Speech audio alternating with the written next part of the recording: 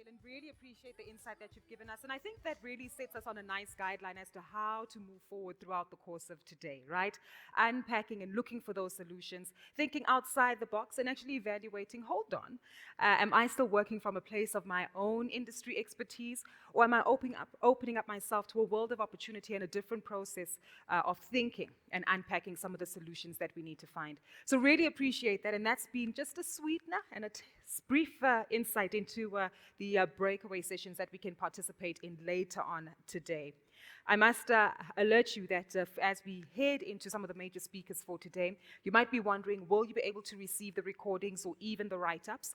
These will be shared with all delegates via email post the next 2 days. This will be shared in an email to both those who are attending in person as well as the audience that is joining us virtually. A reminder again that any of you experiencing any technical difficulties, there is some support that is being provided just to ensure that everybody is logged on and able to actively participate as we move forward. Well, I do want to introduce our first speaker for today. We are cognizant that we are slightly under pressure for time, so we will endeavor to pick up on the program where we had lost some time, but to help us expand on Ubuntu-driven leadership for shared and sustainable prosperity.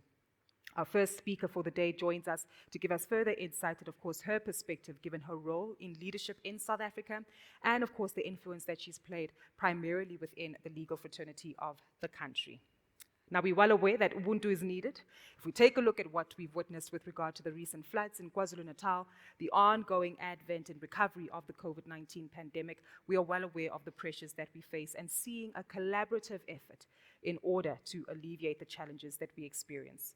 So to unpack this further, allow me to warmly welcome our first speaker for today, Professor Thulisile Madonsela, who will join us to give us some insight into the kind of leadership that is needed to realize far-reaching and lasting prosperity in a country like South Africa. As she makes her way up, I'll briefly read through her bio, which I think all of us might be fairly familiar with. But Professor Madonsela is an advocate of the High Court of South Africa, the Law Trust Chair in Social Justice and Law Professor at the University of Stellenbosch.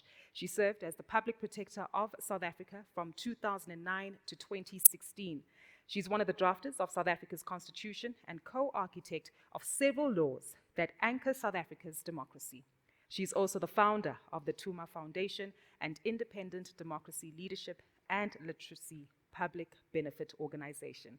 Ladies and gentlemen, a warm welcome and level 3 applause for Professor Thuli Madonsela.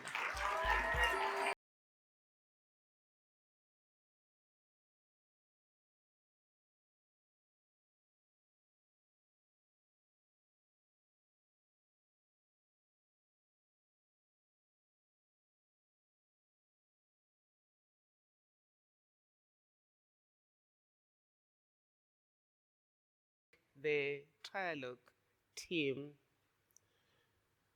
for what you do for humanity and for our planet.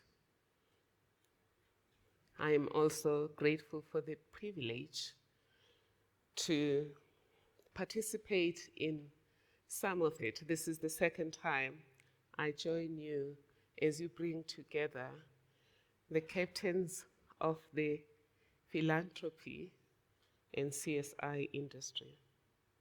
And to all you captains of CSI philanthropy gathered here, physically and virtually, I also want to applaud you for the work you do for humanity. Sometimes I wonder where humanity would be without the philanthropy sector. I particularly like the idea of connecting. You will agree with me that COVID-19 has made us appreciate the value of connecting, the value of shared humanity.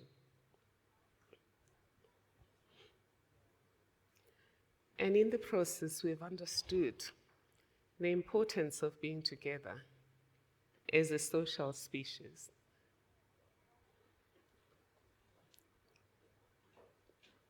And opportunities such as this, in person, have become enjoyable.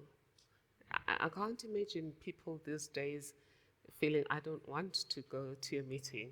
These days, so you sign me up because you want to see fellow human beings or to have what my daughter Wenzile calls FaceTime. What I have realized through my research in the area of social justice, governance, human rights, and constitutionalism is actually that Ubuntu undergirded human ecosystems in sub-Saharan Africa. And this particular philosophy always valued togetherness. At the core of Ubuntu is the sustainable survival of humanity and the environment that accommodates us. And within that core survival and sustainability rests on recognition of each other's humanity, respecting each other's dignity, and collaborating for co-elevation purposes. Credo Mutwa, who was mentioned earlier, is one of the philosophers of our time that have helped to document the fundamentals of Ubuntu as they relate to mutual respect of each other's dignity and human value. From them, we've also learned that Ubuntu is about shared space, understanding the interconnectedness of humanity and the importance of understanding that my humanity is tied up with yours. But within that, neither my humanity nor yours is greater or lesser. We just are valued purely because we're human. Not because you have money, not because you're not disabled, not because you're older, not because you're a child. In fact, some people thought that only elder persons had to be respected. I learned as a young academic that no, older persons who are rooted in Ubuntu will give me respect. And this is what I got when I went into rural areas and I met with traditional leaders. In fact, there's even a Zulu saying that says, "Kuhlonishwana kabili," meaning respect is a two-way process. Respect is not a hierarchical process. But Margaret Mead suggests that all societies had this sense of shared humanity. And she argues that if that was not the case, me, you, and everyone else in this room and elsewhere would not be here. Because if humans had behaved the way we have behaved in these last 2 centuries, all of the time, there would be no humanity. And our planet will always be there, with or without us, by the way. There might just be no life on the planet. So that's why I thought, as we talk about connection this morning, I would talk about how do we link connecting with other with Ubuntu-driven leadership as a reset philosophy to rebound forward from COVID-19. People talk about bouncing back. When we train on epic leadership at Tuma, we say, please don't bounce back if where you come from was wrong. Bounce forward. Because if you bounce back, you're going to fall again. But of course, if you were fine, and I don't think we were fine before we got COVID. I remember addressing a conference on confronting inequality organized by the African Institute that was founded by Professor Ben Turok. And I said, if we don't change course, what we saw in the Bell Pottinger driven campaign on white monopoly capital will be child play. Little did I know that in July 2020, in the midst of a calamity that was impacting all of us and where we needed to clap together, some of us didn't clap together. And we can blame them, but what we do know with Ubuntu is people can only stay vested in a community when their own humanity is embraced, when togetherness works for all of us, not just for some of us. But in so doing, I'm not suggesting that people spontaneously did what they did. I meant in the same way as when Bell Pottinger came with white monopoly capital, people were gaslighted and they ran for it. But it meant that there were grievances, there were exclusions from common goods that remained a perennial problem for our people. And when the opportunity to fight back came, our people turned against us. A few weeks ago, I arrived at the Artscape in Cape Town for a meeting like this one. And for 10 to nearly 15 minutes, we zeroed around that place, not able to find where we were supposed to be. What was our problem? We didn't get a map of the area. If you're going to a precinct, you need to know which room you're going to, and if possible, get a map to that place. But we also hadn't bothered to find out what room, because we had presumed that the Artscape is just one solid room, whereas it was a whole building. This was an event where we were going to speak about state capture, and I was moderating a panel on a book about Pravin Gordhan's life, which is about the struggle that brought us democracy. But in that meeting, we also had to talk about where we are. And of course, a lot of people, me and you, are concerned about integrity. But a lot of people in Kayamandi, Emanzimeleni, and Soweto really don't care about integrity. Because when you're hungry,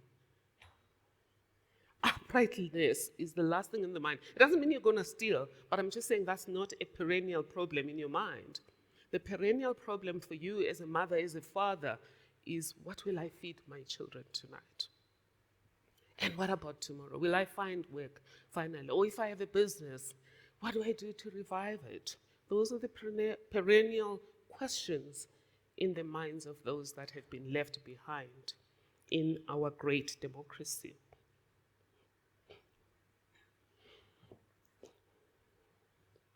So why is it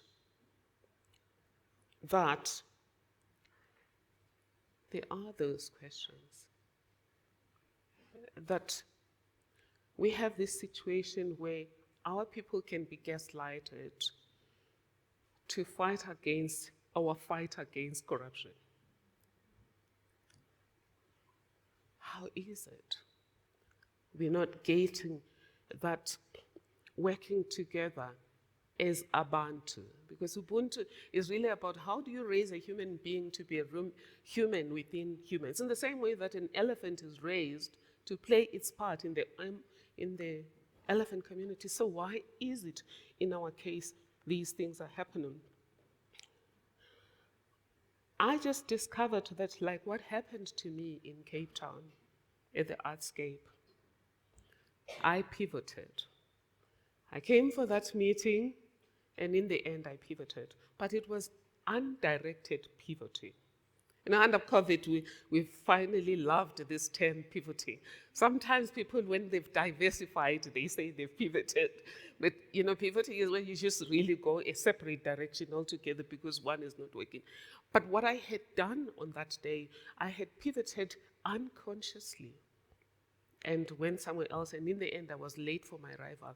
Now, let's come back to us, to South Africa. How many of you think that we've pivoted as a society? That we've gone somewhere else? The Constitution was very clear that we were creating a society that is founded on democratic values, social justice, and fundamental human rights. And in S versus Makwanyane, the Constitutional Court told us that social justice is a dimension of Ubuntu. Because at the core of social justice is justice. The difference between justice as understood during Plato's time and justice as understood since Taparelli invented the concept social justice, and John Rawls, in 1843, and John Rawls expanded of it in 1971, is that social justice includes justice between groups. And people have asked why in ancient society justice between groups didn't matter. Well, in Southern Africa it didn't matter because Ubuntu was Ubuntu. I am because we are, and therefore your value and my value are the same. But in some other societies, like let's go to Greece, where we came across justice, there were people who were not entitled to justice. Slaves, women, people without property. So, of course, then justice was between individuals. In fact, Aristotle even talks about you can't compare apples with oranges. So justice for slaves should be justice between slaves, treating equally. One slave treated equally with another slave, one woman treated equally with another, but not across class. But our Constitution said that's not working. The universal community, as early as 1919, said, no, that doesn't work. We need social justice, hence the Treaty of Versailles in 1919. And then our Constitution in 1996 talks about social justice being one of the 3 goals of our society and 3 pillars of our society. But we have pivoted. I hope you do agree with me that we've pivoted from the Universal Declaration of Human Rights. We've pivoted from social justice in the Constitution. And I want to share with you then this leadership philosophy that we think can take us back to an Ubuntu-driven approach to life, because we do think that without leadership that is attuned to where you want to go, you go somewhere else. Just going back to where I started, at the Artscape, I went somewhere else. But if I had a proper map that I consulted, if I had a proper clear vision of where exactly did I need to go, I wouldn't have pivoted. So at the Tuma Foundation, we crafted a leadership model that is called Epic Leadership. And I must also indicate that it did not come from the Tuma Foundation. The Tuma Foundation was founded on it. Steve Jobs talks about the fact that the dots of your life connect backwards. You just sit here and you think about everything that has happened to you, the pivoting, the diversification, the people you have met. You realize that even the people who were really mean to you, the Goliaths in your life, are actually the people who made you look inside you and discover that There was an invincible David inside you. And without the adversity, we would not have been able to do that. And I think, again, COVID-19 is one of those times that where we've been hit so low, we're at rock bottom, but we can mine this adversity. And the epic leadership model, I found, that did just that. So when we connected the dots backwards at the public protector, we asked ourselves, how come we kept standing amidst the storms? As a team, not just, but for me personally, being called a spy who walks on water, sometimes not being given the money you want, and just people standing in the way. How come we were able to keep standing? We found that it really just boiled down to two things. Leadership anchored in shared humanity. That it wasn't a one person's crusade. If it was a one person's crusade, it would have died overnight. But I must indicate, though, that it did start as a one person crusade. When I came to the public protector, I had all of the answers. I mean, sometimes we forget that we're appointed as leaders, not because we have all the answers. We're appointed as leaders because we know how to put together a team that together generates all the answers, isn't it? I've just seen sometimes how government has managed COVID-19 that I just wish that they knew that they're not really appointed to be the ones with all the answers. They're just appointed to make sure that they bring into right spaces people to find the right answers. But this is what I did personally, was I thought I had all the answers, and I tried to get my team to do things my way. I didn't like the fact that people who did shoddy investigations but did the highest number of investigations got the highest rewards. So that was a fair concern, that a Gogo Dlamini will end up with a response that says there was no impropriety and the wrongdoer is happy. Because whenever you say one person was wrong, whenever you say whistleblower, for example, firstly, whenever you say there was no wrongdoing, you are saying whoever complained or whistleblew was wrong or lied. So I didn't like that, so I was right. But the method I used of just saying, let's do it my way or the highway didn't work. And I remember by the beginning of January 2012, having given my team 2 years to fix it, and at the end of November, at the end of 2011, I then said, you're not going to get your bonus. And so in January, nobody liked me. And I've heard managers saying, you don't have to like me, we just have to work together. People have to like you, to a certain extent, because to work together, to share that space, the energy has to encourage people to produce. If you're going into a space that feels like a war zone, you can't be productive. But secondly, people have to follow you. You have to follow them, follow you, because in an Ubuntu leadership approach, the king doesn't have all of the answers. The leader doesn't have all of the answers. Sometimes, I mean, even if you look at just normal modern day, wars are not always won by the best general. I mean, that's why the Chinese say that it can take one soldier, the decision of one soldier to win the war, or a single grain can tilt the scale. So it's important that everyone finds their place in the team. But in my case, no, I said, no, I know all the answers. And then they unfollowed me, not on Twitter, but in real life. So how did we turn it around, and how does the Ubuntu-based leadership feature in this? Firstly, what happened was a chance meeting with the guy who now runs SARS. He was running a company in the private sector at the time. He said to me, he was a total stranger. He's just talking about your life to a stranger, and they're talking about their lives. And he says, well, if you want to go fast, go alone. If you want to go far, go together.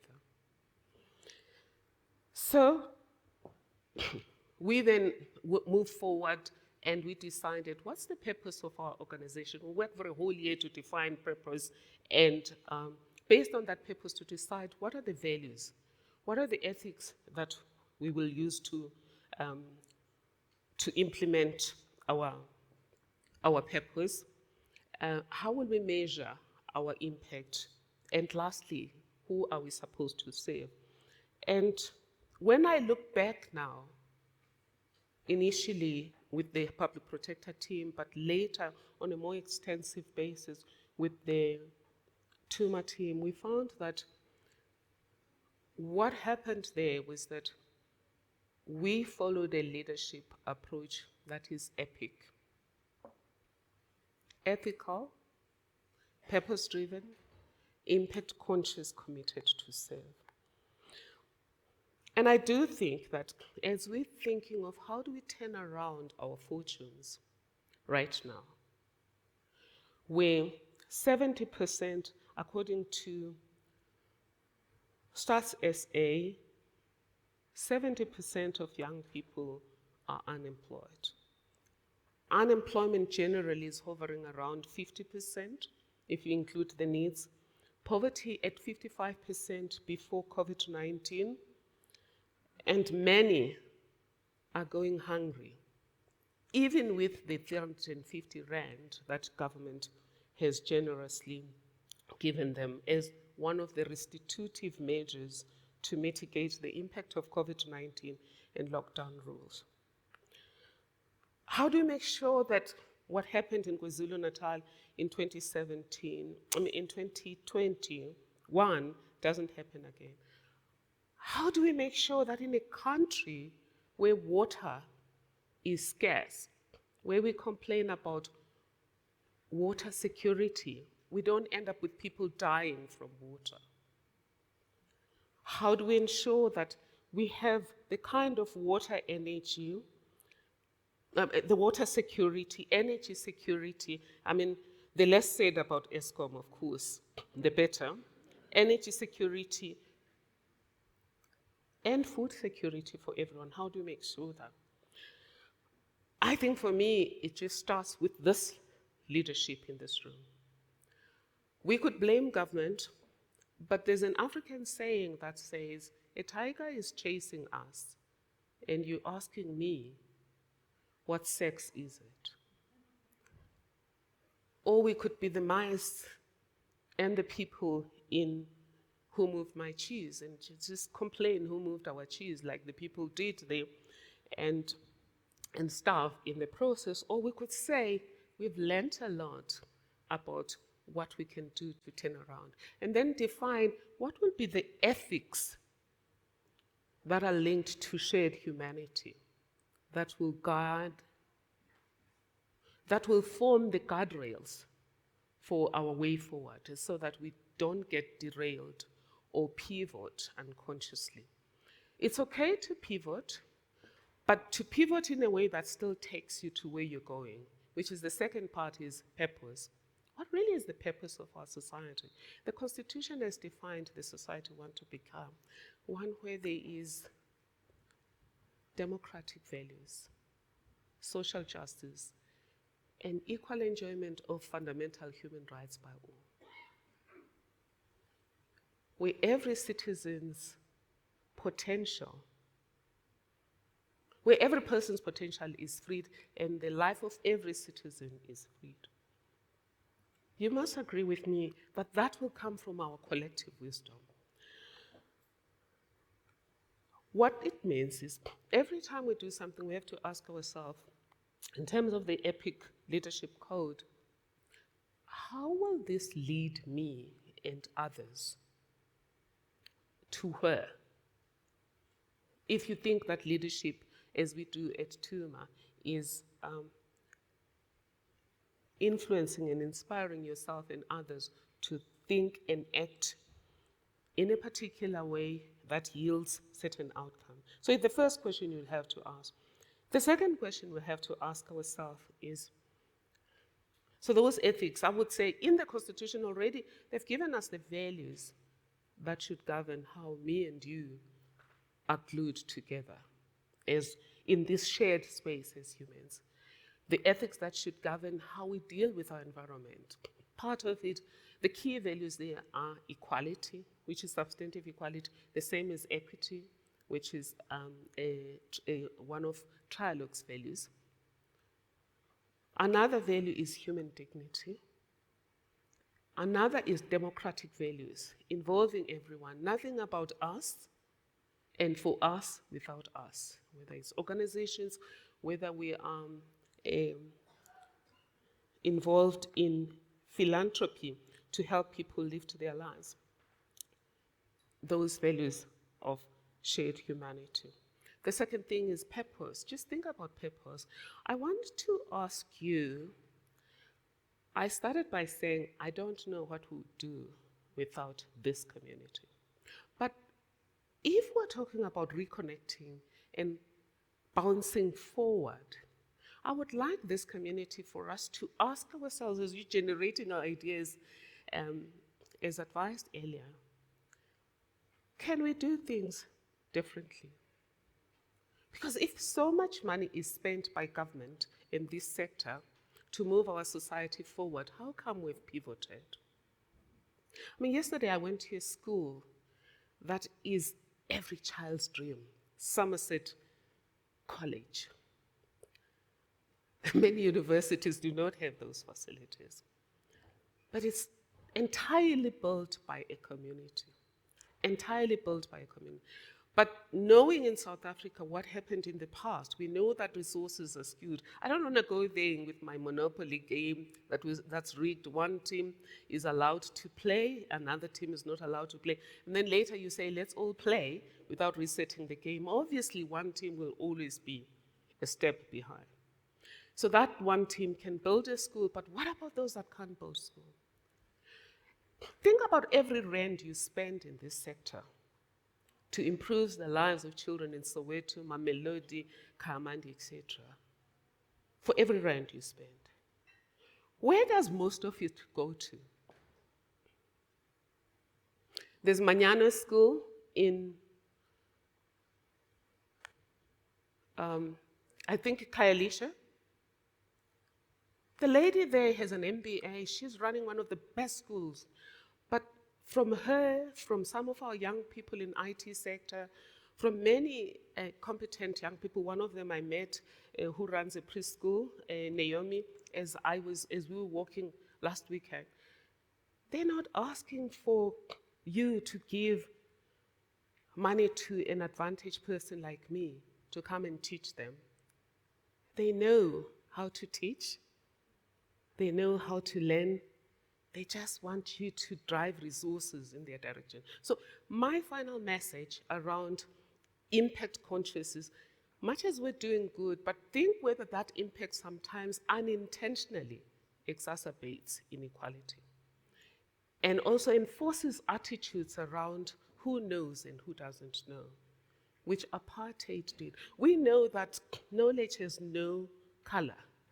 Skills have no color. Think about Charlotte Maxeke, first African woman to have a degree. I mean, she was ahead of her time, built schools. And so all she needed when she built her first school in Ramokgopa was money.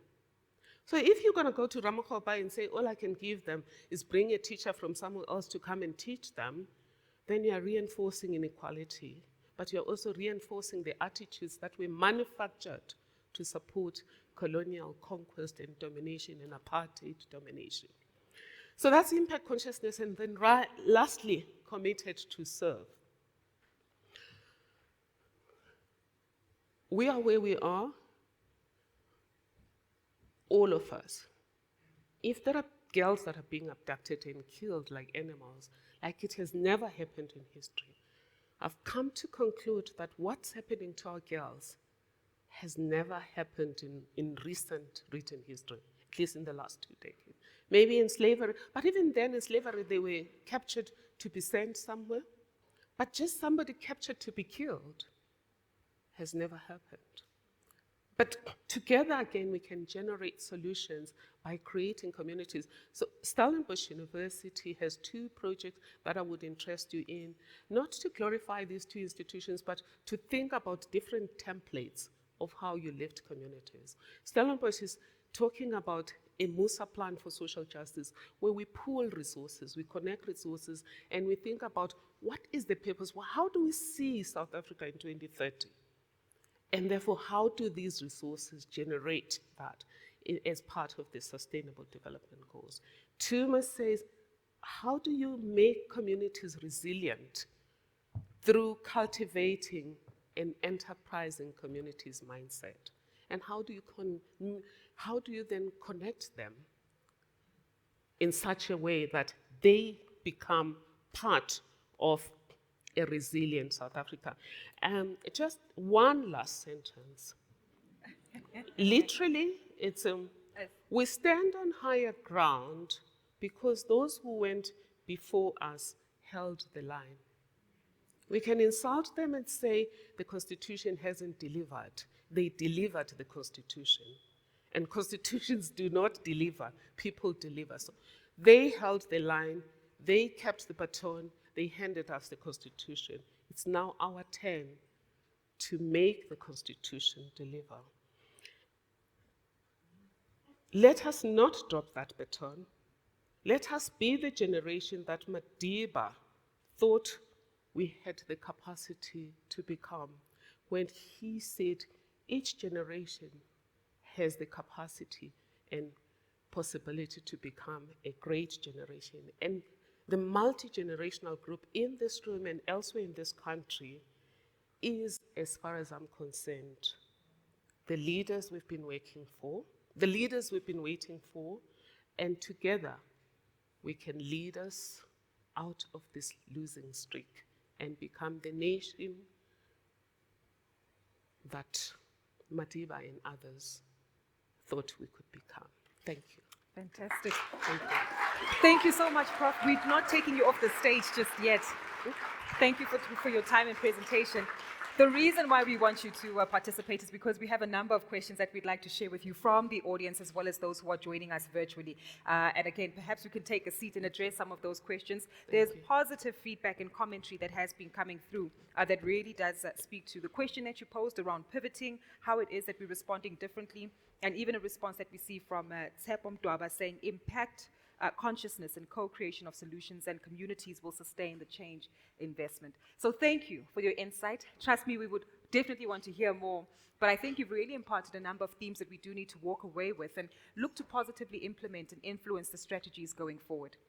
I'm aware that we've got about 5 minutes for this Q&A, so we will keep it quite rapid, succinct. To those of you who are joining us online, please feel free to jot down your questions on the Q&A tab. And in the room, we've got roving microphones that will be making their way to you. So this is your opportunity really to probe the mind further on some of these solutions of Professor Madonsela. Any hands in the room so far? There's been a number of themes that we definitely do want to peel back at. I'll give the audience the liberty of responding to questions. No tough questions, I'm assuming that you're anticipating, right, Prof? Are you all a shy bunch? Not today.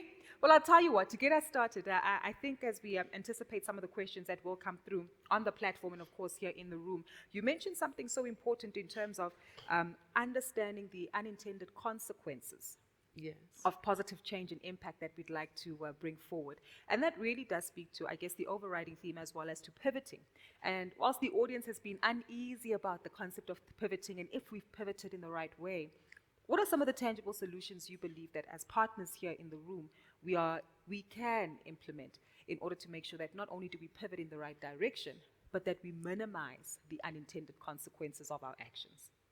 Thank you. I think the starting point is for this community to become guardians of the Constitution and some of the human rights instruments, because it helps when whatever you're doing is anchored in what are you doing to realize the constitutional dream. Secondly, I would say SDGs, but again, not implemented in isolation, implemented as a group. One of the thoughts that have emerged during our talks at Stellenbosch University and at the Tuma Foundation in social justice cafes and at some of our webinars is it possible that maybe civil society should do its own process, conduct its own process about a social pact? We've been talking about social compacting, and government has enormous responsibilities. They have to keep the economy going. Yes, sometimes we think they're dropping the ball, but it's very difficult. As managers, you know yourself that when you have multiple challenges, you focus on what you think is most important. How about civil society? Because you have rooms, you have got people everywhere. Yeah. We have people everywhere. Having circles and conversations to discuss what will it take to realize the dream in the Constitution progressively. The Japanese call it Kaizen. Yes. The Tanzanians call it pole pole. So there's nothing wrong with not arriving fast if you can't arrive fast, but go in the right direction as opposed to unintended pivoting. If I can jump in there's an interesting question that comes through as well from Natalie Fearon on the online platform, and this one specifically focuses on the timing of the direction that we're looking to go into. Her question reads, how can we pivot strategic focus to become longer term versus a 3 to 5 year approach? We cannot see impact and least can generate longevity in development. How can we pivot these outdated approaches? I like that idea because there's nothing wrong with pivoting. It's when you are unconsciously pivoting. And I'm glad somebody has asked this question because it's an opportunity for you as the brains trust of this sector, as the captains of industry in this sector to say, is this time to pivot in terms of some of the areas where we've been putting a lot of money? I'll give you just one quick example is that when I ask for money for sanitary pads for girls, I get so much support for Imbumba Foundation. And that's great. But it seems to me that people are more interested in funding tangible things that they can show on TV instantly, instant gratification, transactional. If we're asking for funding for students under the Action for Inclusion, we've gotten the support, but it's been harder to get the support because you don't get instant gratification. The students are still in the system, but yet the Chinese say if you want prosperity for a long time, sustainable prosperity, invest in people. So I just think from a strategic pivoting, again, start with purpose, which is, I think, Carvey, who says, always begin with the end in mind. Like the long-term end, long-term planning. The Chinese say they plan for 100 years. The SDGs are asking us to at least plan for 10 years. Try to see what it looks like. But secondly, there's a project at Stellenbosch University. I'm sorry, I keep talking about what I know, because you can only talk about what you're seeing. They call themselves WEalth, Water, Energy Security, and Food Security. I mean, they're part of a partnership in the country. And what they've learned is, do not go and tell people how to develop. Do not go and deliver development to people when it comes to water, energy, and food. Work with people to dream the future they want. Work with them to devise pathways and work with them to implement. And that's the same with the Tuma enterprise and communities. So people are taught about SDGs and then to dream their own future and to move forward. And then people like yourself are invited to get into these communities as social impact investors. Working with them, not dump the money and run away. True. Your skills and knowledge are still extremely important. So I'm not suggesting here, dump the money and run away.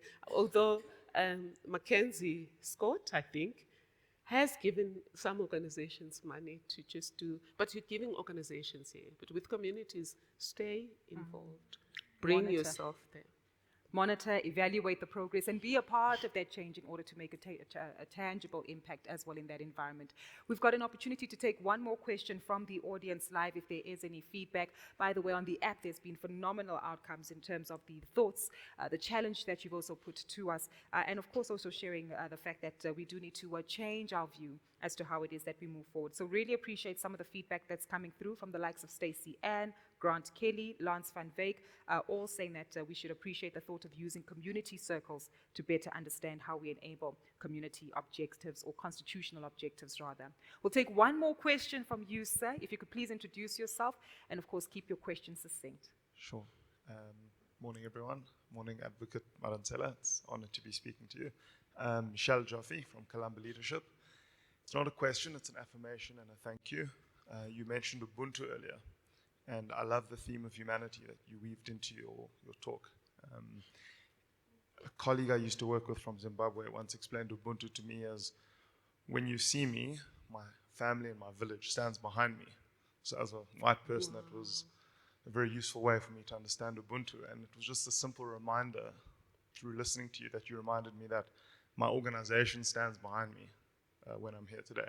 So a very simple thing, but that helps connect me to the people that I am connected to and working with. So just thank you for that. Fantastic. Thank you so much for the kind words. I don't know if you want to respond to that, Prof. I just truly love that, because it brings the whole idea that it takes a village to raise a child, but it also takes a village to achieve the epic things that people achieve and then they are attributed to individuals.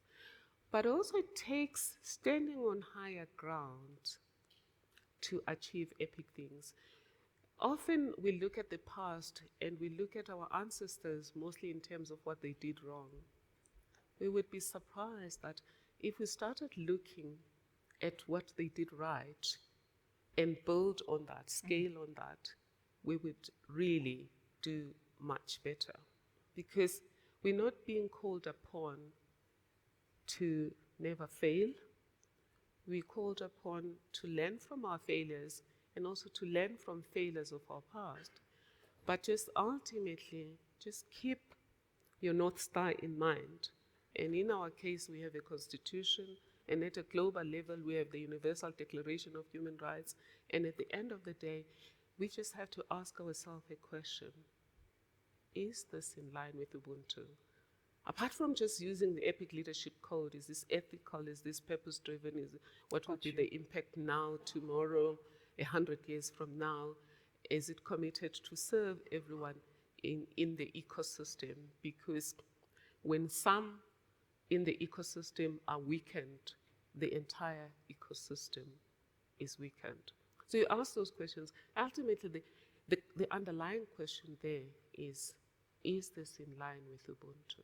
Got you. Keep the focus on the North Star, the root, and of course how it is that we evolve and change in terms of implementation and execution might need you to pivot along the way, but as long as purpose and the North Star is in focus.